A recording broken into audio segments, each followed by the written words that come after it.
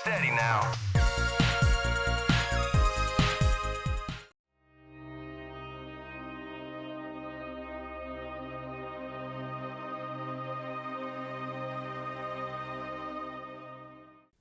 Mecha and role-playing have often made for a suitable pairing over the years. From the tactical nature of Front Mission to the crossover battles of Super Robot Wars, there's been a fair number of examples, though many have unfortunately remained confined to Japan. Relayer proves a tantalising prospect then, a 9th gen take on strategy RPGs with mecha, and having Kadokawa Games of God Wars fame at the helm, another strategy RPG throwback, certainly makes sense. For those wanting a warts and all trip to the past, Relayer might prove surprisingly enjoyable, especially if you were weaned on mecha strategy RPGs. And the Star Children who resist them. This is their story.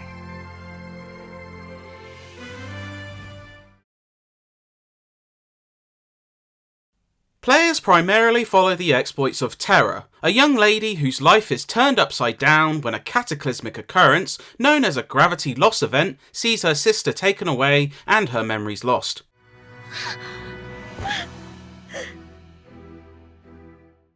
Aimlessly exploring the galaxy, Terra is caught in another destructive occurrence, but, much to her shock, the relayers causing said incident are accompanied by the sister she thought long dead. Don't you think it's a bad idea to open your cockpit in the middle of a fight? What? Saved only by a pilot known as Himiko, Terra learns of her role as one of the Star Children, powerful beings who pilot mecha and carry out the will of the stars.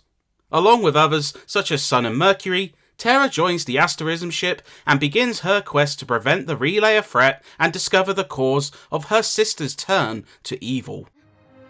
We won't hurt you. Sorry to burst your bubble. But don't you think you're getting ahead of yourself with just 4 years there? A dense yet well-written thread follows, seeing you overloaded with lore and detail about the world and characters who inhabit it. The asterism is owned by the Gravity Technology Development Organization GT Labs. Characters are likeable and, despite accounting for a dozen crew members and often changing perspectives to the other hostile crews, feel fleshed out.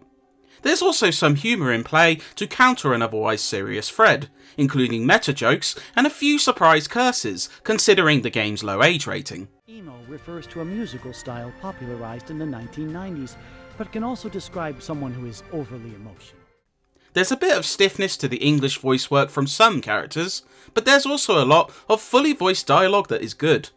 The animated characters take some getting used to, but they offer plenty of expression and quirks to prove engaging. Admittedly, it's slower to start, taking several hours to find its feet, and some scenes unfold across close to 30 minutes, which may try some, but there's still a lot to enjoy. Once the time for talking ends, the mecha combat takes centre stage. I'm still good. Across dozens of turn-based battles, you'll mostly be tasked with guiding your squad to victory while avoiding losing all your pilots. Characters can be equipped with both short-ranged melee and firearms for longer shots, while one-handed weapons can be backed with a shield for higher defence. Battles often let you deploy a handful of pilots at once, each with a handful of classes they can upgrade through job points. This'll help. This means you can often level up with support roles by using their abilities to buff others, which is a good touch. Between missions, you can also upgrade your weapons and stellar gear using SG earned from battles. There's a lot to customise as a consequence, meaning your character build can vary from another player's, but you never feel too punished for experimentation, as completing one upgrade path unlocks the other. How's this?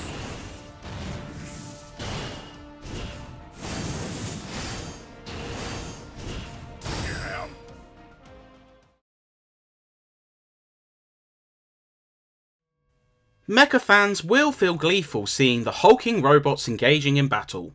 The map grid clearly shows where you can take action, saving can be done at any time, and there's a couple of neat systems in place which spice up the action. The aggro system sees foes targeting specific characters if they attack or kill other mecha, which serves well for tank builds who can absorb damage and can open up certain strategies with classes such as the ninja.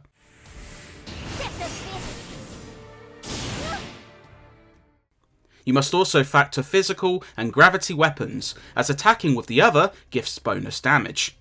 There's only a couple of notable faults with combat.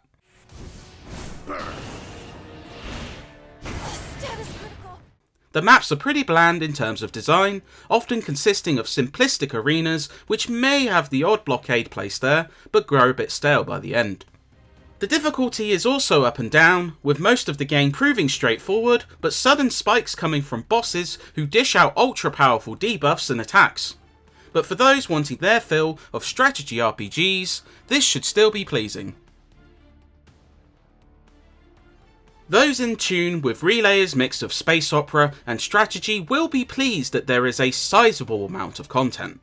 As captain, I should set a better example for Lamb and Tack. The campaign lasts around 40 hours, split into around 9 chapters and over 40 battles. Upon completion, extra modes are unlocked, including 2 lengthy what-if scenarios. They do, however, lack voiceovers compared to the main campaign. You could easily extend that time closer to 100 hours if you try to unlock each character's star cube or max out their level at 300. Come in. Terra, can you hear me?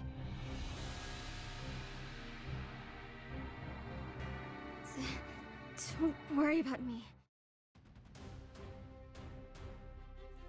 Relayer certainly isn't the best looking PS5 game, but it does have success in key visual areas. The stellar gears prove the highlight, with chunky designs and intricate detail that can be seen in cutscenes depicting certain moves. No way! A direct hit? The sequences between battles showcase distinctive character design, though a couple of the characters animate more stiffly than others. Battle backgrounds look a touch plain, and certain moments suffer from slowdown, such as intense cutscenes on certain planets, though the game does mostly maintain 60 frames per second.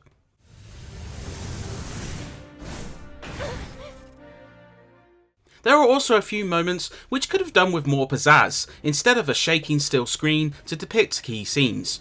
In fairness, these are signs of a more modest budget. The audio benefits from bombastic music and potent battle sounds, though again, signs of a lower budget, such as inconsistent voiceover audio quality, can get in the way. I won't allow anyone to stand in our way.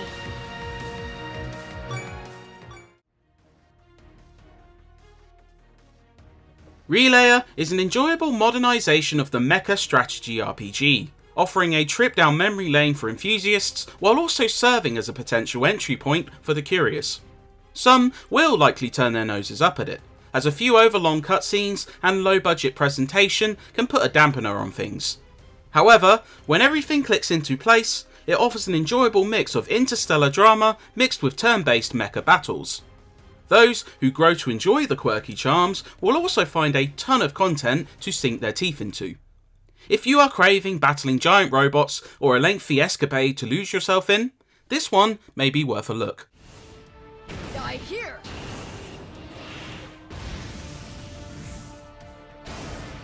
We're built different. Am I hit?